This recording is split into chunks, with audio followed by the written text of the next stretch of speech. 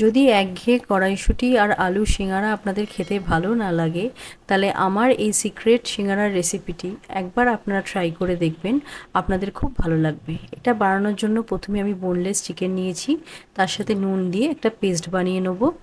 এবার কড়ায় সাদা তেল দিচ্ছি, পেঁয়াজ কুচি আর আদা রসুন বাটা দেবো।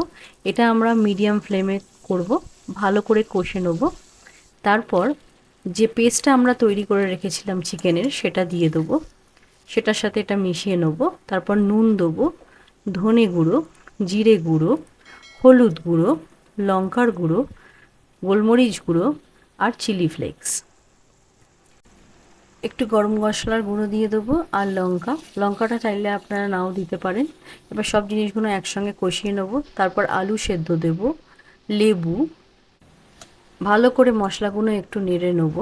তারপর ধনেপাতা দেবো আর চিনি দেবো। আমাদের স্টাফিং তৈরি হয়ে গেছে। এবার এটাকে আমরা একটু ঠান্ডা করে নেব। এবার একটা পাত্রে আমি 2 কাপ আটা নিচ্ছি। আপনারা এই সিঙ্গারাটা আটা দিয়ে বানানোর চেষ্টা করবেন, এতে টেস্টটা বেশি ভালো হয়। একটু কালো জিরে দেবেন আর তেল। আপনারা যদি তেল দিতে না চান তো সেই জায়গায় আপনারা ঘি দিতে পারেন। যখন দেখবেন আটাটা এরম মুঠোর মধ্যে চলে আসছে, বুঝবেন ময়ন হয়ে গেছে।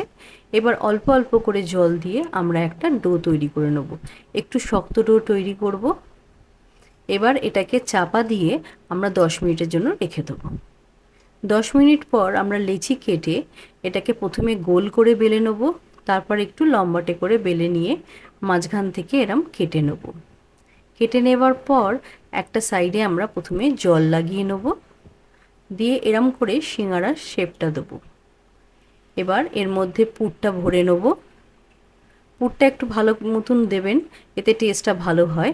ওপর থেকে একটু চিজ দিয়ে দিচ্ছি, চিজটা অবশ্যই দেবেন, দিলে দেখবেন খুব ভালো খেতে হয়। এরম সাইডে দিয়ে এরমভাবে চেপে দিলেই খুব সহজেই আপনারা সিঙ্গারার শেপ দিতে পারবেন। এবার তেলে 2 সাইড আমরা ভালো করে ভেজে নেব, তাহলেই আমাদের সিঙ্গারা তৈরি হয়ে যাবে। যদি আপনি এটা প্রথম বানান তাহলেও আপনি এটা খুব সহজে বানাতে পারবেন।